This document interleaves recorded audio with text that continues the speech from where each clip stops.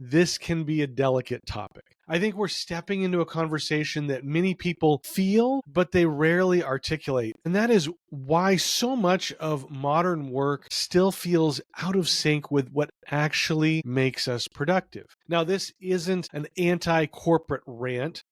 Corporations employ millions of talented people, me included, and most leaders genuinely want their teams to succeed. But it's the systems that those teams operate inside of. Many of those were built for a completely different era, an era of factory work, industrial output, and time-based performance. Hi, I'm Chris LeBrun, your host of the Wholistic Productivity Podcast. As someone who's never been afraid of dreaming big and going for it all, I often find myself with a lot on my plate. I'm a husband and father, a nonprofit fundraiser, and an entrepreneur. What I've realized is my view of productivity was pretty toxic. After decades of believing that in order to do more, you had to work harder, I began to see productivity as this beautiful thing. Holistic productivity is the idea that you can accomplish your professional, personal, and purpose-driven goals in a healthy way, and doing so will make you happier and more fulfilled. Join me each week as we break down myths about productivity, share practical tips for maximizing your time, energy, and focus, and hear from others about their productivity journey. This is the Holistic Productivity Podcast. Hello and welcome to episode number 37 of the Holistic Productivity Podcast. My name is Chris LeBrun. I'm your host. I'm a productivity coach, and I am just so grateful for you being here today. We have a great episode. I'll get into that in just a minute. But this time that you are here with the podcast, it's not wasted time. Now, I know you may be listening while you're doing other things, whether that's a workout or maybe it's your commute to and from work or while you're doing the dishes or cleaning the house or something. But it's so much bigger than whatever it is you're doing at this moment. You are investing in your future by listening to this podcast. You're investing in your goals. And I'm just honored that you are here, that we're able to do this together. My purpose in doing this podcast is to help you dream big, plan smart, and live fully. And that's why I'm so excited that you're here today. And look, we are starting a 2-episode series today on the relationship with productivity and the corporate world. Sadly, there are disconnects on both sides of that relationship. And over the next 2 episodes, we're going to spend time looking at what's not working and where there's room to improve. Now, as a productivity coach who's spent more than 25 years in corporate America, I understand that this can be a delicate topic. I think we're stepping into a conversation that many people feel, but they rarely articulate. And that is why so much of modern work still feels out of sync with what actually makes us productive. Now, this isn't an anti-corporate rant, far from it, right? Corporations employ millions of talented people, me included, and most leaders genuinely want their teams to succeed. But it's the systems that those teams operate inside of. Many of those were built for a completely different era, an era of factory work, industrial output, and time-based performance. If you've ever wondered why you feel drained after a full day of meetings, or why working from 9 to 5 doesn't always equal progress or productivity, or why the 40-hour work week still dominates knowledge work, well, you're in the right place. In this first episode in our series, we're going to look at what corporate America gets wrong about productivity, not to shame anybody or to place blame, but to bring clarity. Because when we understand the outdated assumptions that are baked into our work culture, we can start moving forward toward work that's healthier, more human, and far more effective. Then in the next episode, we are going to turn the table and look at some of the advice that many productivity coaches give that's just not aligned with how the corporate world works. And I'll say I have given some of that advice as well. So that's what you've got in store for the next 2 episodes. Glad you're here. Let's dive into it. Most workplaces are still operating with a productivity playbook that was written in 1938. There's also a disconnect in what companies say they value, like innovation, creativity, and well-being, versus the structures that they actually use, time-based systems, being present, and other antiquated policies. Now, don't get me wrong, these practices aren't necessarily the villains. They're just systems that are built for a different era. So let's take a look back and see how we got to where we are today. And to do that, we have to go all the way back to 1938 and the Fair Labor Standards Act. This was the birth of the 40-hour work week. And it came about to protect factory workers, many of them young children, from the industries and employers who were incentivized by having their employees work long hours every single day. Now, the 5-day work week was also proposed at around this same time as a way of stimulating the economy after the Depression. And the idea was more free time would mean more spending, which would boost the economy. People would be spending on their hobbies, on travel, on entertainment. These were designed for industrial labor, not knowledge work. This is a time when productivity was measured in the number of units that you produce, not in your creativity or problem-solving abilities. Remember, this was the post-Depression economy. America was still struggling to regain her financial footing after World War I, after the stock market crash of 1929, and then the Depression across much of the 1930s. America had a manufacturing mindset where productivity equaled the amount of output per hour. People were getting paid by piece rate. And so the more you produce, the faster you were, the more you could earn. And the longer you worked, the more widgets you could create. Again, this view of productivity isn't bad. I mean, it worked in 1938 and for several decades afterwards.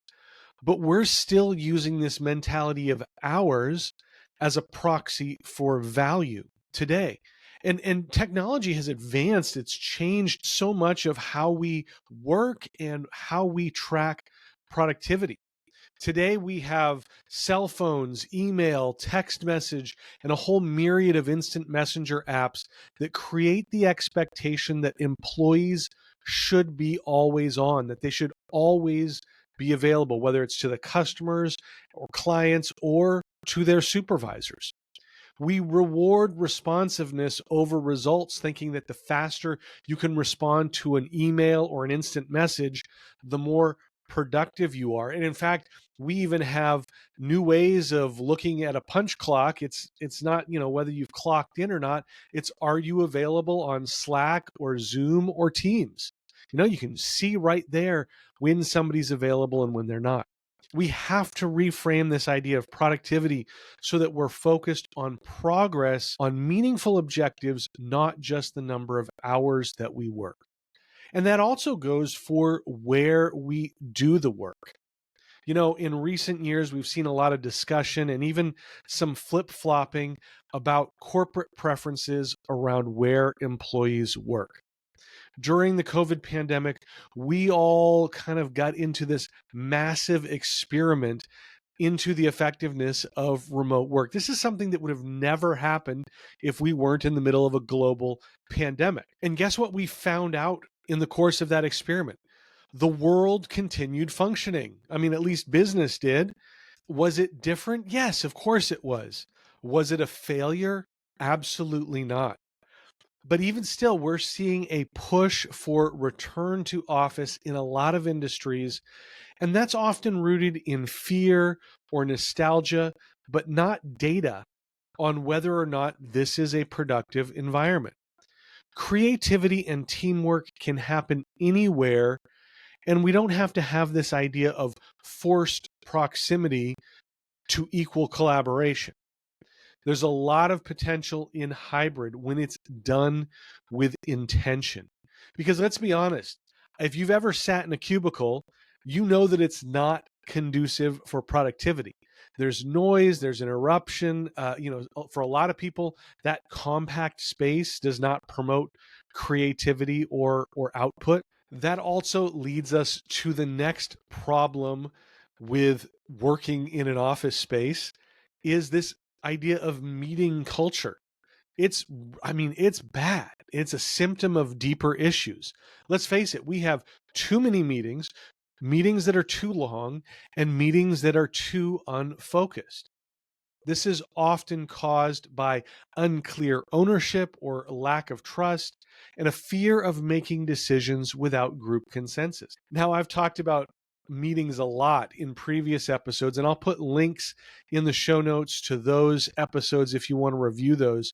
I'll talk more about meetings in a little bit as well. Now, like I said, this is not trying to throw corporate America under the bus. And in fact, in recent years, we've seen a lot more focus and energy spent on making sure that employees are taken care of. We've seen a lot of employers give more PTO or flex time, but let's be honest, that is not a fix when the root cause is systemic overload. There was a study that came out in early 2025 that said 47% of Americans left unused PTO on the books in 2024. 47%, almost half of us, didn't use all of our time off in 2024. What's crazy about that is in the same survey, 61% of respondents said they'd like to have more PTO. We love the idea of taking time off, but let's be honest, it's hard to come back after vacation because so much work has piled up. I say all the time that we work the hardest the week before vacation and the week after vacation. And I've even tried to make the argument with my HR director that if we want more productivity, we should give more vacation time because we'll work harder the weeks before and afterwards. So we'll get more done even with having more time off. So far, she hasn't gone for that, but I keep trying. There's definitely a culture of productivity theater, quote unquote, in the corporate space. We love the idea of looking busy, and we'll do anything to get that idea across. We'll have meetings, we'll give reports, we'll even have planning sessions. But the fact is that none of these are actually doing the work. The only thing that equates to doing the work is doing the work. Yet we have to have this idea of constant availability, being in the office.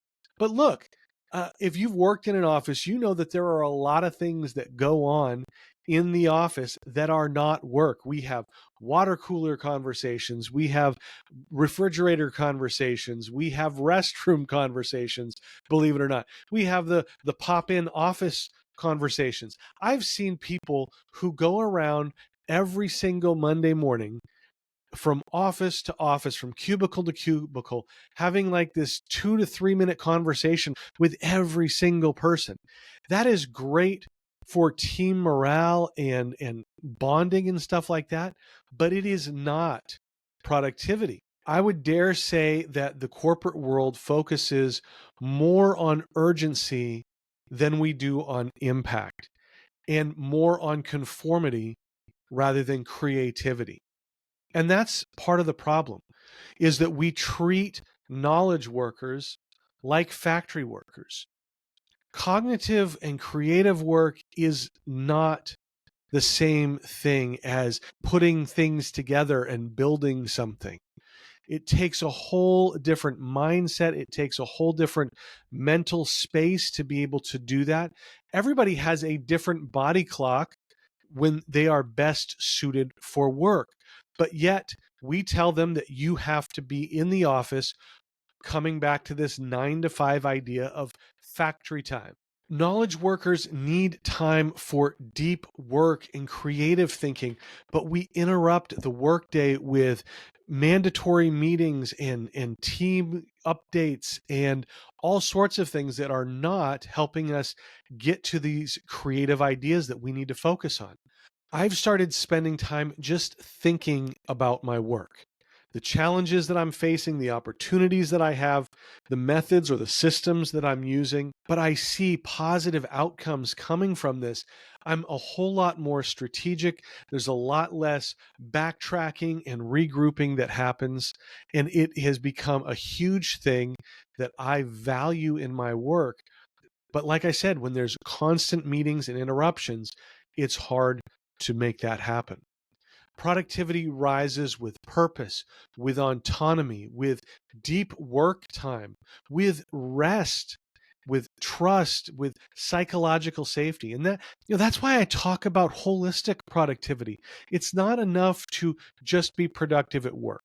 If we're struggling in other areas of our life, we have to focus on caring for our whole person. I said that this wasn't an accusation on corporate America, and I want to make sure that we end on a positive note, looking at some of the things that corporate America can get right, some of the ways that they can turn this around, because again, we don't want to be stuck in the 1930s or the 1940s. I believe that there is a lot of value in flexible work models. For 10 years, I had a 4-day work week, and it's probably the favorite work model that I've ever had. We worked 9.5 hour days instead of 8 hours, and that extra hour and a half did not seem overburdensome. In fact, I got more work done from 4:30 to 6 than I did the rest of the day usually, because there wasn't a lot of meetings planned during that time. That also left time for me on Fridays to run errands, to schedule doctor's appointments. I didn't have to interrupt my work week to try to get some of those things done that you can only do between the hours of 9 and 5, right? Another thing that I think we need to keep prioritizing is the idea of hybrid or remote work. If you can't go fully remote, look at hybrid, being in the office 1 or 2 days out of the week. Again, this idea of remote work is so fantastic because there's less time in commuting, which has a whole lot of other benefits for the world, like, reduced pollution and fewer accidents, all of that stuff. We won't get into all of that. But employees, workers have a better quality of life. When I was working remote, I ate so much better for lunch because I was able to just run upstairs and actually cook something that was healthy. I wasn't going out to eat. I could throw a load of laundry in the morning and then change it halfway through the day, didn't take any time away from my work, but it allowed me to get some of those personal things done during the workday. And a lot of times we've actually found that remote work or hybrid creates more output because there's less time commuting, because people are able to focus more, there's fewer distractions. I know that no system is perfect and no employee is perfect, but one of the things that I hear as pushback on the whole remote work thing is we're not sure that our employees are going to be working their full time or that are going to be doing what they need to do. I think there are ways to address those issues by creating clear metrics and performance deadlines. And if somebody is not meeting the challenge, then you deal with that on a one-to-one basis. You don't throw out the whole idea of remote work. And like I said, there are plenty of things that prevent employees from working and being productive in the office. Just because somebody's sitting at their office desk doesn't mean that they're working or doesn't mean that they're being productive. When we have strong outcome-based performance metrics, we can make sure that we are focused on the things that we need to be focused on, that the work is getting done. I know a lot of industries have embraced the idea of KPI, key performance indicators, and other metrics, but we're not doing it across the board. And even the places that are doing it aren't always doing it right. We still have KPI that are measuring activities and not outcomes. And when we are not focused on outcome-based performance metrics, we're going to see, a system that is not as productive as it could be. Now, the other opportunity that corporate America has is in redesigning the whole idea and the mindset around meetings. And this is a huge conversation. I don't want to get into all of it right now, but here's just a couple of key points. Keep reporting out of the conference room. There are so many other ways that you can distribute reports and data. We don't have to go over them in the boardroom. We need to discuss them. We need to have strategic conversations. We need to talk about what they mean, not just stand up and say, in the third quarter, we had. No, you can send that out as an email. Everybody can see it ahead of time and come in prepared to discuss and plan. We need to use agendas to keep everything in our meetings moving forward. And ultimately, we need to empower our employees to work in alignment with their strengths and their energy. When employees feel empowered and they feel like they have ownership in the work that they're doing, the outcome is more output. One of the things that Google has really been a pioneer of is this idea that employees can use up to 20% of their time for personal projects. Now, I don't mean that they can work on their taxes or, write a book, but these are projects that are not assigned by their boss, that are not part of their job description. They should still have a benefit for Google, but it lets people explore other areas of their skill sets, other avenues, ideas that they've had. A lot of the successful rollouts that Google has had through the years have been a direct result of this 20% of personal project time. So what would this look like outside of the tech space? Maybe it's an employee starting a podcast that's related to their job or the company to give exposure and authority and build up the presence of the company or themselves. Maybe it's an executive writing a book or speaking at a conference. Maybe it's two departments that don't normally working together, coming together to collaborate on a project where they see a shared need. Whatever it is, this is going to give employees so much more ownership in the work that they do, and it's going to energize them and engage them more in the work that does fit squarely within their job description. So as we wrap up and conclude, let me say this. The corporate world isn't broken. It's simply running on an operating system that wasn't built for the work that we do today. And the more that we recognize where those gaps are, the more empowered we are to navigate them with intention, with creativity, and with clarity so that we can actually get the result that we're all looking for. And that is just to create more meaningful work. This week, I want to give you a challenge to take on. Notice one place where your workplace measures time instead of progress. Now, I don't want you to run into your HR director or to your supervisor and say, we're doing it all wrong. This is horrible. We got to stop this. No. Just notice it. Look at where that is and don't try to fix it yet. Just be aware of it because the fixing can come later. But awareness is the first step towards meaningful change. We can look at how to change that later, but I just want you to look for those areas where we're measuring the amount of time or maybe the availability that somebody has rather than the actual progress that they are making. And next week, when you come back, we are going to flip the script. If today was talking about what corporations misunderstand about productivity, next week, we're going to look at what productivity experts misunderstand about the corporate world. So that's the show today. Thank you so much for being here. Check out the show notes. You can find those holisticproductivity.com/37. That's where the show notes will be. We'll have links. We'll have all sorts of good stuff.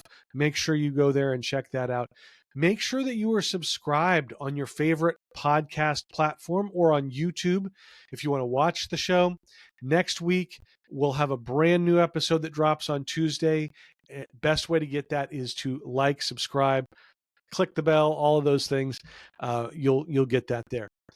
If you could also take just probably 20 seconds, I don't know how long it takes, but give us a 5-star rating on whatever platform you use. Give us that high rating. That doesn't really do anything for me. I don't even really look at them that often, but it just helps other people know that, hey, this is a show that's got good information. It's helped me out. And that's what you're doing when you rate that. So please share this with somebody else. Also, we'd love to have you follow at Wholistic Productivity on Instagram, Facebook, Threads, LinkedIn, YouTube, Substack, all of those social media platforms. We're there. And I provide a lot of great productivity tips and motivation throughout the week. I was just working on the next couple of months of content for social media. So you definitely want to check that out. And I also want to invite you to join the Wholistic Productivity community on School. If you don't know what School is, you got to check it out. There are so many great communities there where you can share ideas and information. In the Holistic Productivity community, we have people from around the world who are helping each other become more productive. They're helping each other get more out of life. In every area of life. There's a lot of great resources there for you. And the best part is it is absolutely free. Okay. So come check us out. Link will be in the show notes, but you can go to School, that's SKOOL, and search Holistic Productivity as well. Again, thank you so much for being here. Thank you for listening. I love that you are spending this time focused on your goals. As always, my purpose, the reason that I do the show is to help you dream big, plan smart, and live fully. Thank you so much. We'll see you next time.